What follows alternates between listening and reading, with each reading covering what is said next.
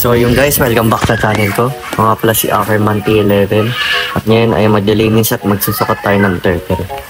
Yan guys, una si Rafael or ang ating false map turtle. Yan siya guys. So ang sukat nito guys is tingnan natin sa measuring measure. Ito ay nasa 7 to 8 inches guys. 7 to 8 inches siya. Yan siya guys, 7 to 8 inches. Yan. Ang susunod naman is yung ating Malaysian box turtle. Tingnan niyo yung gagawin niyan guys. Tatago yan guys sa magpakuha sa akin. Yan siya guys, yan guys. Magpahuli sa akin yan Yan, nasa corner natin. Yung, nakuha din. Yan siya guys. Linisin lang natin siya. Scrubin lang natin. Yan. Scrubin lang natin mabuti.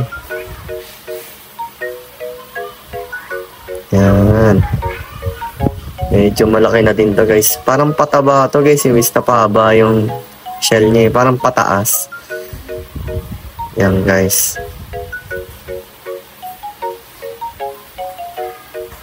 Yan Kiskisin na natin mabuti to guys.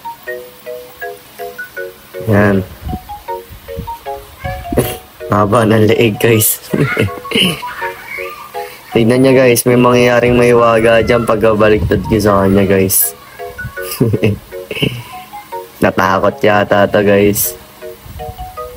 Ayun. Dinaiyan kamay ko guys. Ang baho niyan guys.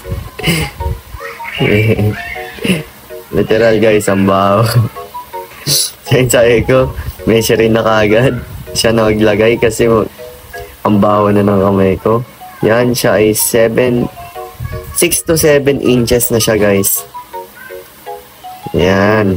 Sunod naman natin is yung red ear slider guys. Ito, si Michelangelo, yung malaki. Laki nito guys Ito talaga guys, ang laki na. Literal. Yan guys. So yun guys, ito naman si Michelangelo ay 8 to 9 inches guys. So yun lang guys, don't forget to like and subscribe at pa-share naman ang ating video. Ayun lang guys, don't forget to follow. Bye!